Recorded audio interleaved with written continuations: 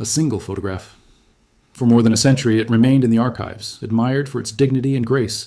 But when modern technology finally revealed what had been hidden in plain sight all along, scientists could hardly believe what they saw. What was it? What impossible detail had everyone missed? If you want to discover stories that history has forgotten, click the subscribe button and like this video. You won't believe where this journey will take us. Charleston, South Carolina, October 1899. Inside the studio of Mr. William Harrison, one of the few photographers in the city who welcomed black clientele, a family prepared for a portrait that would become one of the most extraordinary photographs in American history. The studio smelled of developing chemicals and furniture polish. Heavy velvet curtains blocked the afternoon sun, while gas lamps illuminated a painted backdrop, depicting a library with leather-bound books. This was the fantasy Harrison sold, a vision of prosperity and refinement. Thomas, the patriarch, wore a three-piece suit of dark wool, perfectly tailored despite his profession as a master carpenter. His watch chain gleamed across his vest. Elizabeth, his wife, stood beside him in an elegant burgundy silk dress with black lace at the collar, her hair styled in the fashionable Gibson girl manner. Their 5 children ranged from 23 down to 6 years old. The eldest son wore a suit nearly as fine as his father's. The daughters wore white blouses with high collars and long dark skirts. The middle son looked uncomfortable in his stiff collar but stood straight. And then there was Samuel, the youngest. Just 6 years old, wearing a small suit with short pants, white stockings, and polished shoes.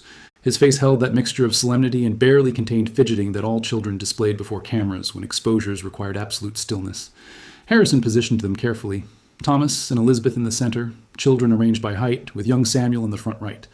He placed a small table beside them, draping it with embroidered cloth, and setting an open book upon it. "Now, everyone hold very still," Harrison instructed. "Look at the lens. Think of something that makes you proud." The family froze. Samuel placed his hands at his sides, one resting lightly against his father's leg. The shutter opened. Light poured through the lens. Time stopped. The photograph was taken. Thomas paid $3 and returned 2 weeks later for the prints.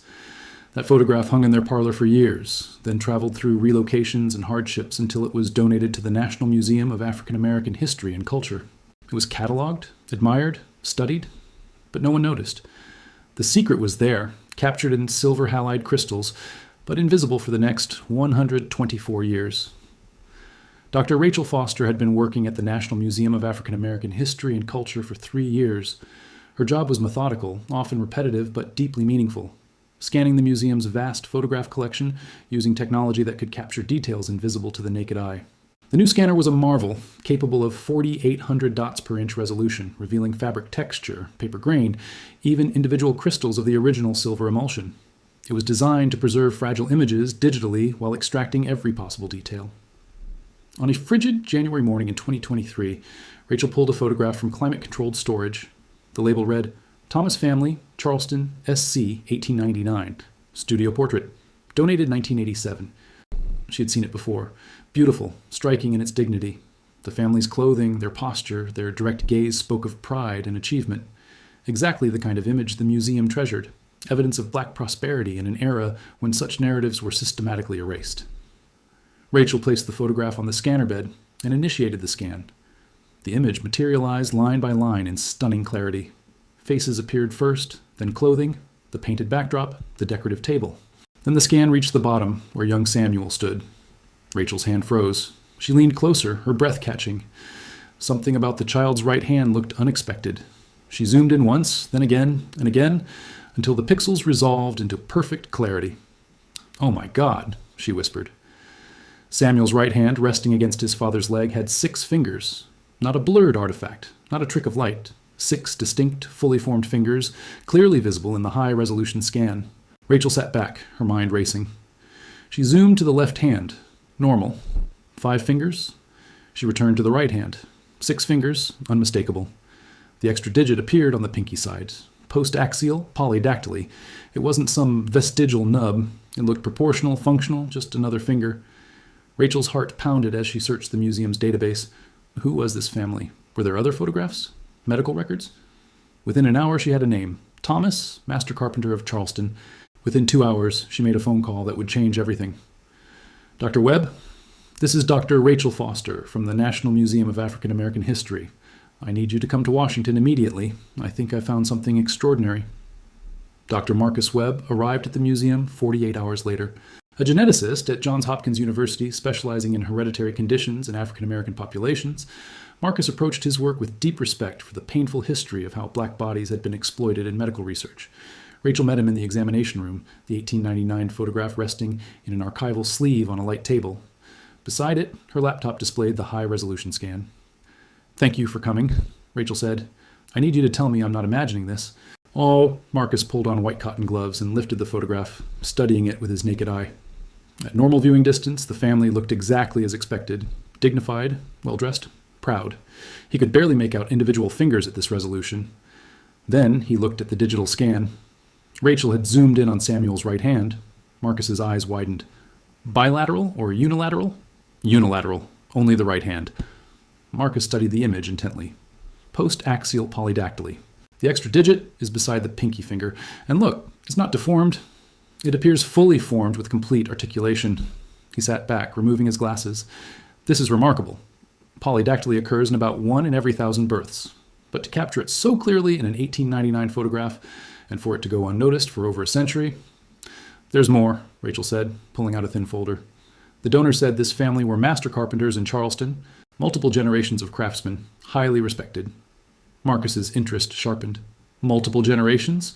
Do we know if the trait appeared in other family members?" "That's what I need your help to find out." They began painstaking historical research. The 1900 census gave them basic information.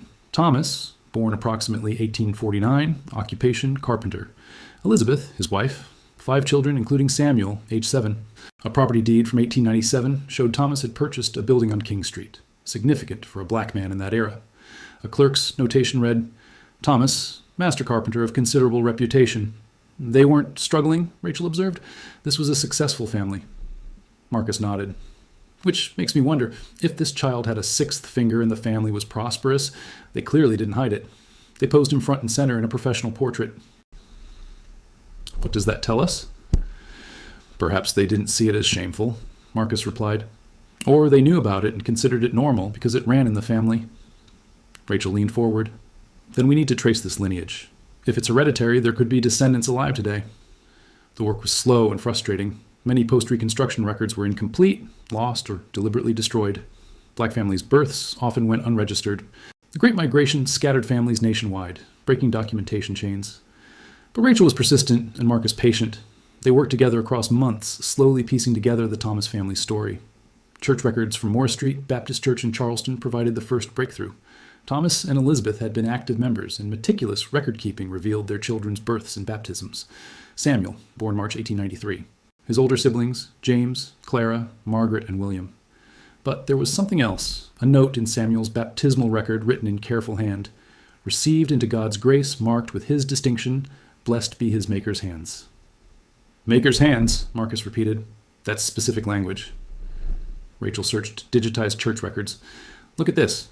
A church newsletter from 1905 mentions Thomas's carpentry business taking on apprentices. It says, 'Continuing the tradition of the Maker's hands, passed from father to son.'" Marcus felt discovery's thrill. It's a family phrase. Something inherited, something special about their hands. The genealogical trail led forward. James, the eldest, stayed in Charleston, continuing the carpentry business. His children appeared in the 1920 census. One son, Robert, appeared in city directories through the 1940s as a woodworker. Then the trail went cold. Robert disappeared from Charleston records after 1947. Marcus checked Great Migration records, databases of black Americans who moved north during the World Wars. There, in a 1948 Philadelphia directory, Robert Thomas, carpenter South Street. From Philadelphia, the trail continued. Robert's children, then grandchildren. Some stayed in Pennsylvania, others scattered to Maryland, New Jersey, New York. Each generation represented hours of searching. 3 months into their research, Rachel found a genealogy forum post that made her hands shake. "Marcus," she called. "I think I found him. A living descendant." The post was from David Clark, researching his Charleston ancestors named Thomas, mentioning carpentry, mentioning a family story about special hands. Rachel sent a message immediately. The response came within an hour. "Yes. When can we meet? I've been waiting my whole life to understand my family's story." Dr. David Clark drove to the museum on a Saturday morning in early April. He was 47, an orthopedic surgeon at a Baltimore hospital, and had been researching his Charleston roots for nearly 6 years. "My grandfather died when I was 15, David explained in the conference room. But he used to tell stories about our ancestors, about Thomas the carpenter who built Charleston's finest furniture, about hands that could do things other hands couldn't, about a gift that passed through blood. He paused, emotion crossing his face. I thought they were exaggerated stories, but then my daughter was born. Rachel leaned forward. David, may I ask something personal? Do you have any unusual genetic characteristics? David held out his right hand, palm up. There, beside his pinky finger, was a sixth finger, fully formed, naturally positioned, clearly functional. Only my right hand, he said quietly. I was born with it. Doctors told my parents to have it surgically removed. They said it would make life easier, but my grandfather refused. He said, that hand is who we are. Don't you dare cut away what God and blood gave him. Marcus stared, his mind racing. Do you know if other family members have this trait? My grandfather had it. Same hand, same finger. He was a carpenter like his father and grandfather. He joked that the extra finger made him better at his craft. David's voice thickened. My daughter has it too. She's 7. When she was born and I saw that little sixth finger, I understood. It's not a defect. It's who we are. Rachel slid the 1899 photograph toward David. We believe this is your great-great-grandfather Thomas. And this, she pointed to Samuel, we believe this is your great-grandfather. David took the photograph with trembling hands. He stared, taking in the formal poses, the fine clothing, the dignity. Then he looked at Samuel. Even in the original photograph, knowing what to look for, he could barely make out the subtle difference in the child's right hand. I've never seen his face, David whispered. My grandfather described him, but no photographs survived. He looked up, tears shining. How did you find this? Rachel explained the scanning technology. Marcus explained the genetic implications. We'd like to conduct genetic testing, Marcus said carefully. With your permission. If we can map the mutation and trace it through your family, we might be documenting one of the longest hereditary genetic traits in American history. David nodded. What would you need? Blood samples. From you, willing family members, and ideally your daughter, if you consent. I'll do it, David said immediately. My daughter's proud of her hand. She calls it her special finger. She'll want to be part of this. The genetic testing took 6 weeks. Marcus collected blood samples from David, 3 cousins who agreed to participate, and with careful consent, from David's daughter Emma. The samples went to Johns Hopkins Genetics Lab for sequencing and analysis. While waiting for results, Marcus dove into medical literature. Polydactyly was well documented, occurring in approximately 1 in 1,000 births. It could be isolated or part of genetic syndromes. Post-axial polydactyly, extra digits on the pinky side, was more common in African and African American populations, suggesting ancient genetic origins. But what made a trait persist across generations? Most polydactyly cases were sporadic, occurring randomly. Hereditary cases existed, but rarely extended beyond 3 or 4 generations in documented medical literature. If David's family truly traced this trait back to Samuel in 1899, and if Samuel had inherited it from his father Thomas, and if family stories about earlier generations were accurate, they might be looking at one of the longest documented hereditary polydactyly lineages in medical history. The results arrived on a Tuesday morning. Marcus called Rachel and David immediately, asking them to meet at his Johns Hopkins office.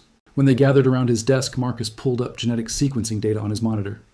I've confirmed it, he began, his voice tight with excitement.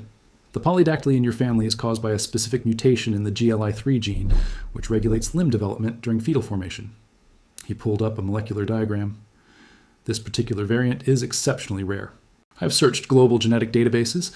There are fewer than 20 documented cases worldwide with this exact mutation. David leaned forward. What does that mean? It means your family's genetic line is extraordinarily unique, Marcus continued. Based on the genealogical records Rachel compiled and the genetic testing we've conducted, we can now trace this trait back at least 6 confirmed generations. From your daughter Emma, born 2016, back to Samuel in the 1890s. He pulled up a family tree showing the documented generations with red markers indicating confirmed polydactyly. And based on family oral history and the church records that reference maker's hands being passed from father to son, the trait likely extends back even further, possibly to Thomas's father or grandfather, which would mean 8 to 10 generations total. Rachel spoke quietly. That would place the origin sometime in the early to mid-1800s, possibly in the enslaved population. Marcus nodded.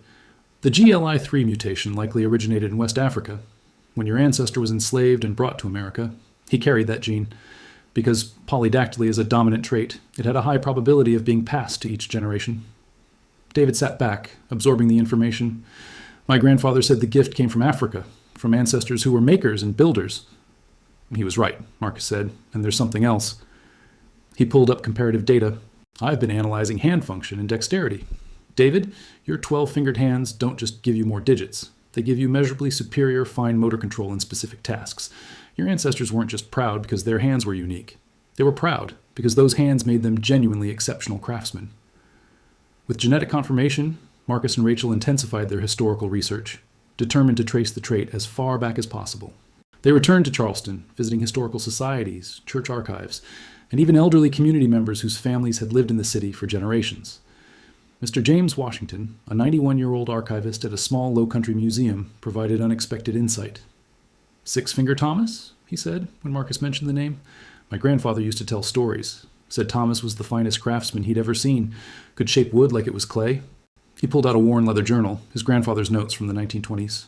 "My grandfather was a wheelwright. He worked sometimes with the Charleston carpenters. He wrote this after Thomas passed away in 1923. Marcus read aloud. "Thomas died yesterday, age 75. The finest carpenter Charleston ever knew. His son James carries on the work, and James's boy too, both with their grandfather's blessed hands. They say the gift goes back to Thomas's father, and his father before him, back to the old country before the chains." Rachel's eyes widened. "Back to Africa. The trait predated enslavement." Mr. Washington nodded. "That's what people believed. Something Thomas's ancestors brought with them across the water, something the slavers couldn't take away." Armed with this lead, Marcus contacted researchers specializing in African genetic populations. Through comparative databases and historical migration patterns, they identified a possible origin, a region in West Africa, specifically parts of modern-day Nigeria and Cameroon, where certain woodworking and metalworking guilds had been documented by colonial ethnographers in the late 1800s. One obscure anthropological text from 1887, written by a British colonial officer, described visiting a master carver's workshop. The craftsman possessed an unusual anatomical feature, 6 digits on each hand, which he claimed ran in his family line for generations, passed from master to apprentice within bloodlines. He attributed his extraordinary skill to this inherited distinction. Marcus showed the text to Rachel and David during their next meeting. "I can't prove definitively that this craftsman was your ancestor," he told David. "The historical record doesn't allow that level of specificity. But the geographic region, the time period, the craft tradition, and the hereditary nature of the trait all align." David traced the words on the page with his finger. "My grandfather said we were makers, that it was in our blood, passed down through generations, who refused to forget who they were, even in chains." But Rachel added, "What makes your family's story so powerful is that they didn't just survive the horror of enslavement, they preserved their identity through their craft. The polydactyly became a marker of that identity, a physical manifestation of unbroken lineage." Marcus pulled up the 1899 photograph on his laptop, zooming in on young Samuel's 6-fingered hand. This photograph captured more than a family portrait. It captured a genetic and cultural legacy that stretched back to Africa and forward to your daughter Emma. 10, possibly 12 generations of continuous transmission. Marcus, Rachel, and David decided to publish their findings. The paper, co-authored by all three, was titled "Hereditary Polydactyly as Cultural and Genetic Legacy, a Multi-Generational African-American Lineage." It was submitted to the Journal of Medical Genetics and Human Evolution. The response was immediate. The journal fast-tracked peer review, and within 2 months, the paper was accepted. But before publication, word spread through academic circles. Geneticists, historians, and anthropologists reached out, fascinated by the intersection of genetics, history, and cultural identity. The museum decided to mount a special exhibition, Hands of Legacy, the Thomas family story. Rachel curated it, featuring the 1899 photograph as the centerpiece, displayed alongside high-resolution details showing Samuel's 6-fingered hand. The exhibition included Harrison's medical sketches from 1904, genealogical charts tracing 10 generations, genetic diagrams explaining the GLI3 mutation, and contemporary photographs of David and Emma. David contributed his surgical instruments, displayed beside replicas of Thomas's carpentry tools. The visual parallel was striking, the same hands, separated by more than a century, both using their 12 fingers to create and heal. The exhibition opened in September 2023. Thousands visited in the first month. Major news outlets picked up the story. The Washington Post, NPR, the New York Times, international media. The photograph that had sat forgotten for 124 years now circulated globally. But something unexpected happened. David began receiving messages, dozens, then hundreds, from other people with polydactyly. Parents of children born with extra digits wrote that they had decided against surgical removal after reading about David's family. Adults who had hidden their hands their whole lives sent photos, many showing their faces alongside their unique anatomy for the first time. One message particularly moved David from a woman in Nigeria. "My son has hands like yours." In our village, we have stories of ancestors with these hands, craftsmen and healers. Reading your family's story helped me understand. This is not a curse. It is a gift that travels through blood. David read the message to Marcus and Rachel during the exhibition's opening night, his voice thick with emotion. For so long, I thought our story was just about my family, but it's bigger. It's about how difference can be strength. How something the medical world sees as an abnormality can be a source of identity, skill, and pride. Marcus nodded. Your family's story challenges how we think about genetic variation, not as defects to be corrected, but as diversity to be understood and sometimes celebrated. The exhibition's impact rippled outward. Medical schools began using David's family story in genetics curricula, teaching students about hereditary traits through the lens of cultural competence and respect. Support groups for families affected by polydactyly cited the exhibition as transformative, helping them reframe difference as distinction. 6 months after the exhibition opened, David sat with his daughter Emma at the museum, standing before the 1899 photograph. Emma was 7 now, old enough to understand what the image meant, what it said about who she was. That's Samuel, David said, pointing to the small figure in the front. He's your great-great-great-grandfather. He had hands like yours. Emma studied the photograph intently, then looked at her own right hand, flexing her 6 fingers. Did people make fun of him? David knelt beside her. We don't know for sure, but we know his family was proud of him. They dressed him in their best clothes and took him to a photographer's studio. That was expensive back then. They put him right in the front where everyone could see him. They didn't hide him. Like you and Mom didn't hide me, Emma said. Exactly like that. Emma returned her gaze to the photograph. Tell me again about the maker's hands. David smiled. Your great-great-great-great-great-grandfather Thomas was a carpenter. He built things from wood. His father was also a carpenter, and his father before him. They had hands like ours with the extra finger, and people said it made them the best craftsmen in Charleston. They called it maker's hands, because they could make things other people couldn't. And you're a doctor, Emma said. You fix people's hands. I do, and my extra finger helps me do surgery that other doctors find difficult. It gives me better control, better precision. Emma flexed her fingers again, watching them move. When I grow up, what will I make with my maker's hands? The question hung in the air, beautiful in its openness. David felt his throat tighten with emotion. Whatever you want, sweetheart. Whatever you dream. They stood together in silence, 3 centuries of genetic inheritance connecting them to the small boy in the photograph. Samuel, frozen at age 6, dressed in his finest clothes, his right hand resting against his father's leg, his 6 fingers captured in silver halide crystals, waiting 124 years to be seen. Later that evening, Emma asked if she could write a letter to Samuel. David helped her compose it. Dear great-great-great-grandfather Samuel, my name is Emma. I'm 7 years old. I have hands like yours, 6 fingers on my right hand. My daddy says you were proud of your hands, and your family was proud of you. I'm proud too. I'm proud of my hand, and I'm proud that we're family. Thank you for not hiding. Thank you for being in the picture so we could find you. Love, Emma. David placed the letter in a frame next to Emma's photo on his desk. 2 children, separated by 124 years, connected by 6 fingers and unbroken bloodline. Both photographed, both visible, both proud. 1 year after the exhibition opened, David returned to Charleston for the first time since childhood. He brought Emma, wanting her to see where her ancestors had lived and worked, to walk streets they had walked, to touch wood they might have shaped. They found the building where Thomas's carpentry shop had stood on King Street. It was a restaurant now, completely renovated, but the bones of the structure remained, the high ceilings, the wide door frames, the thick support beams that spoke of 19th century craftsmanship. The restaurant owner, learning why David and Emma had come, allowed them to explore. In the basement, beneath layers of modern renovation, original wood beams were still visible. David ran his hand, his 12-fingered hand, across the wood, feeling the marks of hand tools, the precision of joints fitted without nails or screws. Your great-great-great-great-grandfather made this, he told Emma, with hands like ours. They visited Morris Street Baptist Church, where Samuel had been baptized. The current pastor welcomed them warmly, pulling out the original baptismal records to show Emma her ancestor's name written in careful script, along with a note about maker's hands. At the museum's Charleston satellite location, they saw a traveling version of the exhibition.